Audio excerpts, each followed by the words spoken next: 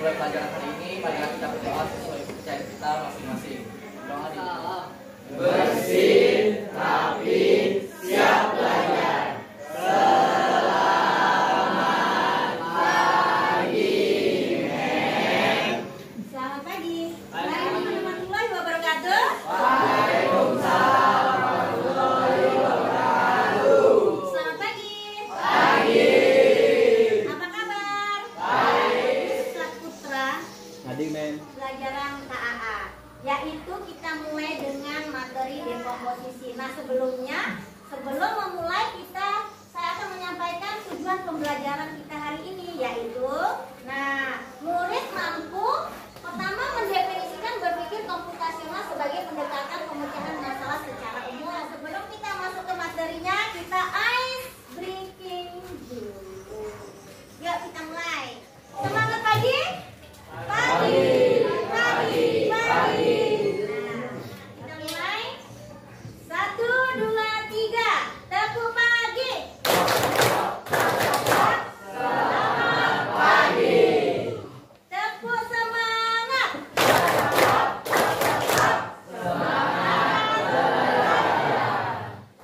Kami pasti bisa. Yes, yes, yes. Materi pembelajaran saya mau tanya dulu. Pernahkah kalian merasa kesulitan kalau sedang mengerjakan tugas atau tugas belajar? Ayo, pernah nggak? Ya, Haris silakan. Pernah. Nah, kesulitan apa yang kamu dapatkan biasanya? Oh, mengerjakan tugas dan kelompok. Bagaimana mengatasinya? Saat saya merasa kesulitan, saya meminta bantuan kepada guru, teman-teman, dan EA. Oh, pakai EI ya. Nah, ada yang di sini selain Haris yang menggunakan EI? Ada. Biasanya pakai apa? Oh, tanpa. ChatGPT, apa lagi? Meta AI. Oke, ini lagi tentang dekomposisi ini. Nah, maka ya, saya akan menayangkan sebuah video. Nah, silahkan Anda saksikan dulu video ini di aplikasi YouTube ya. Nah, untuk nge-share video pembelajaran kali ini. Silahkan. Terus suaranya nggak ada ya, jadi lihat aja. Nah, ini robot apa? Perakit mobil. Ada beberapa. Nah, silahkan perhatikan. Nampak enggak? Di aslinya juga nggak ada suaranya ya, hanya peragaan. Nah, demikian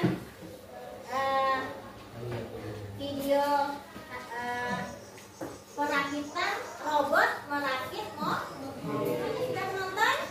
Nah, kira-kira tadi yang sudah kalian tonton, bagaimana mesin robot itu bekerja? Coba gimana dia bekerja tadi? Robotnya tadi yang kayak tangan ya? Nah, gimana dia bekerja? Ada yang bisa jawab? Tadi jawab? Ya. Oh. Ya, yang lain. Gimana mesin itu tadi bekerja? Dengan apa? Ya, dengan mesin menggerakkan robot sebagai bantuan ya kan? Nah, jadi demikian ya kalau terus dia nah dari robot-robot yang sudah kamu lihat, apakah dia mengerjakan langsung sekaligus? Tidak, tapi satu per satu. Nah, demikian ya. Nah, jadi kalian sudah agak paham kan bagaimana dekomposisi itu? Nah, jadi kan dia nggak mungkin semuanya langsung dikerjakan seperti contoh robot ini. Paham? Oke. Untuk lebih pahamnya, saya akan masuk ke materi pembelajaran.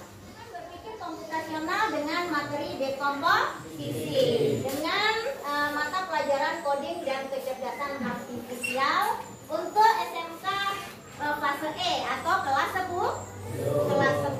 ya. Nah, tujuan pembelajaran tadi sudah disebutkan. Kemudian yang kedua, nah topik pembelajaran hari ini yaitu pengertian dekomposisi, yang kedua konsep dekomposisi, kemudian contoh konsep dekomposisi dalam kehidupan sehari-hari dan hubungan dekomposisi dengan berpikir komputasional. Nah, terjadi masalah yang perlu kita pecahkan, maka kita sudah harus siap ya dari situ. Kemudian dekomposisi itu penting dalam berpikir komputasional. Supaya apa? Kira-kira supaya dapat menyelesaikan masalah. Nah, itu ya. Jadi kalian sebagai seorang pelajar itu tentu selalu menggunakan dekomposisi untuk misalnya memecahkan masalah belajar. Kemudian apalagi mengerjakan tugas yang susah bisa menjadi mudah ya. Demikian ya. Lanjut kita ke menjelaskan konsep dekomposisi. Nah, sebelum masuk ke dekomposisi, kalian perlu tahu berpikir komputasional. Nah, berpikir komputasional itu berpikir seperti apa? Seperti logika, berpikir secara logika. Untuk jelasnya bahwa berpikir komputasional merupakan cara berpikir untuk memecahkan masalah.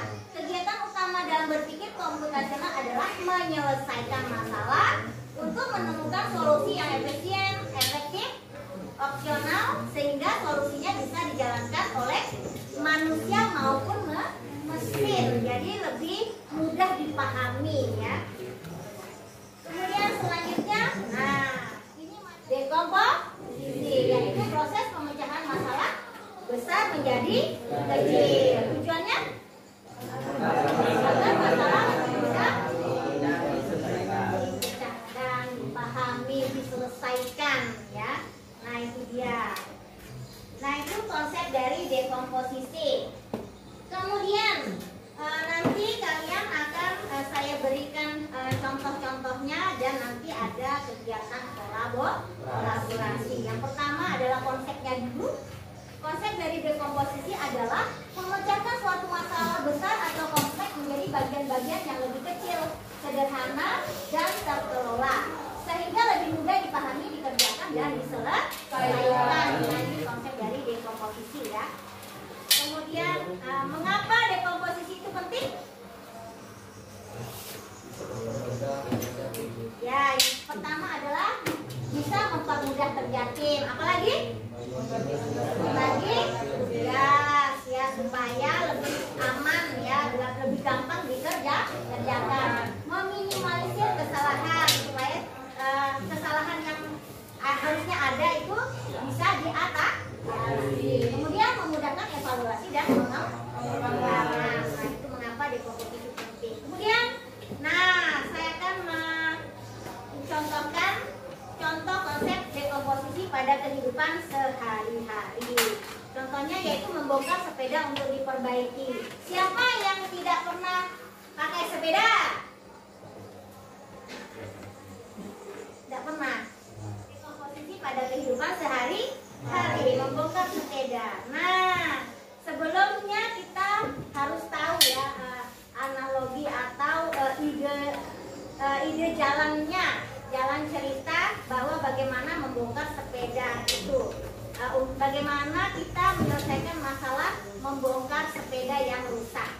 Nah, bayangkan kalau kamu memiliki sepeda yang rusak, kemudian kamu tidak bisa langsung memperbaiki semua sekaligus karena terlalu rumit. Nah, jadi apa yang harus kita laksanakan dulu? Tentunya membagi bagian-bagian menjadi kecil-kecil sehingga bisa diselesaikan. Nah, dengan membongkar sepeda tersebut satu persatu. Ini contohnya. Nah, apa dulu yang diperiksa? Sepeda itu ada rodanya,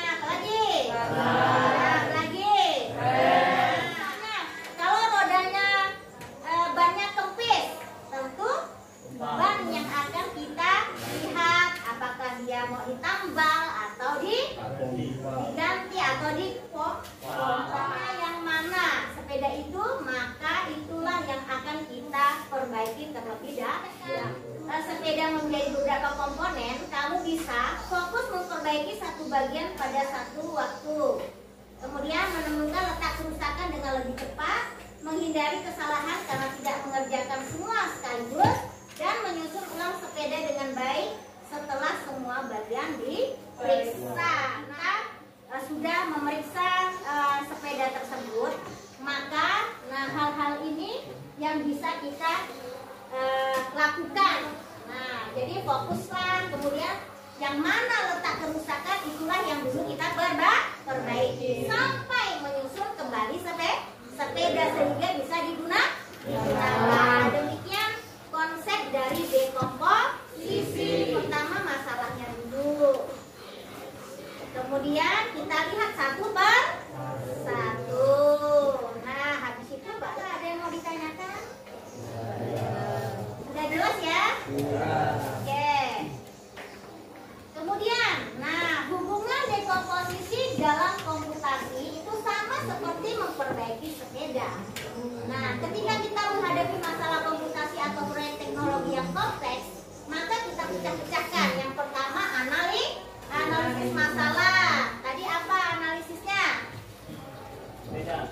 Mengecek sepeda rusak. Habis itu pecahkan menjadi sub masalah.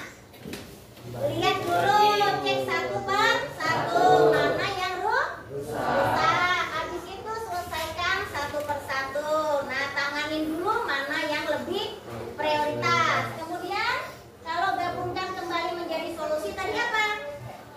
Kalau sudah ditata ulang, ditata ulang sehingga sepeda bisa digunakan. Dekomposisi membongkar sepeda. Yang pertama, dia memperbaiki bagian bagian. Habis itu merakit kembali, maka sepeda bisa digunakan. Begitu pula dalam komputasi, kita pecahkan masalah, lalu selesaikan bagian kecil-kecilnya, lalu gabungkan solusi, maka masalah akan teratasi. Melakukan kolaborasi. Nah, saya akan memberikan tantangan buat kalian, yaitu masalahnya, pernahkah kalian kunjungan atau study tour? Terus kemana kalian study tournya? Pontianak. Nah, dengan ini ya, karena udah pernah kemana-kemana ke Pontianak, ke Sambas ya. Nah, saya akan memberi tantangan. Coba kalian rancang kunjungan study tour ke luar kota dengan menggunakan dekomposisi. Bagi dulu kertas kerjanya.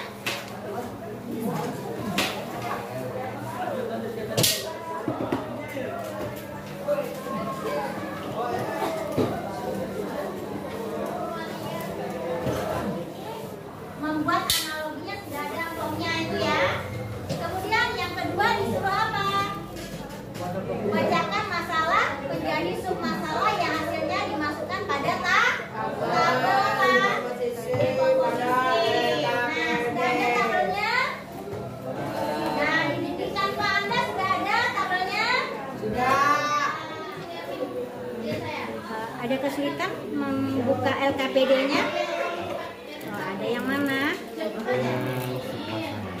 Oh, sub masalahnya. Oke, sub masalahnya itu bagaimana membuat dari masalah besar tadi merancang kunjungan study tour. Nah, bagian apa saja yang menjadi elemen merancang study tour tersebut?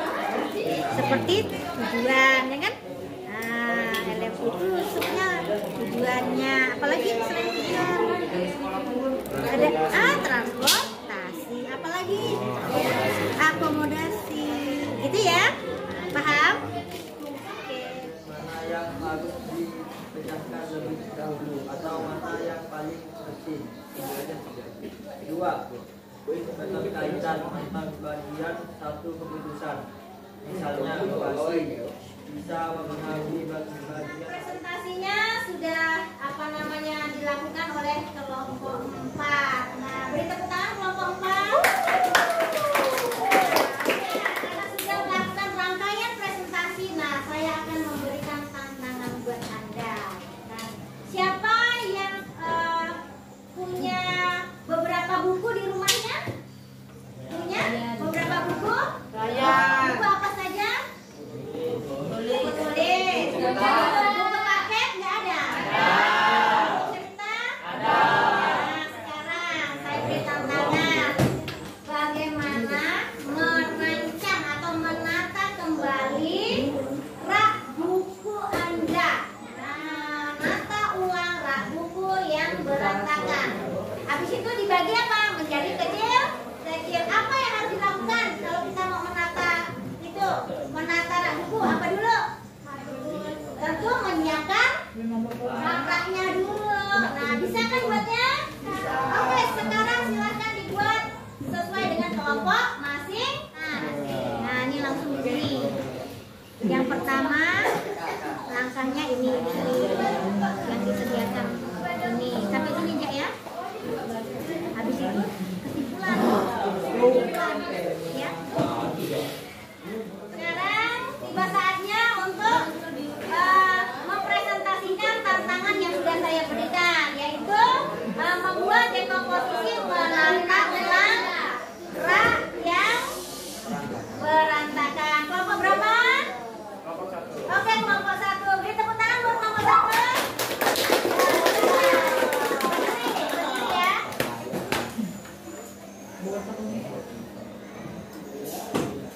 Baiklah, pertama langkah-langkah untuk menyelesaikan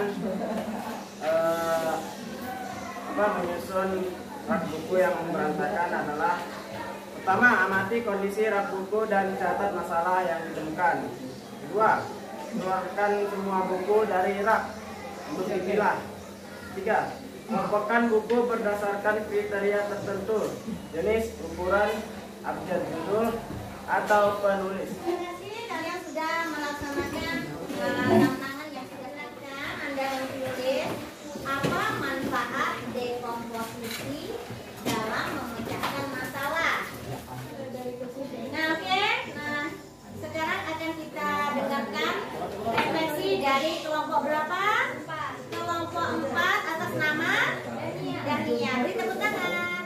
Saya, manfaat dekomposisi dalam memecahkan masalah yaitu kita bisa lebih mudah memahami, menganalisis, dan menyelesaikan. Oke, sebagai penutup,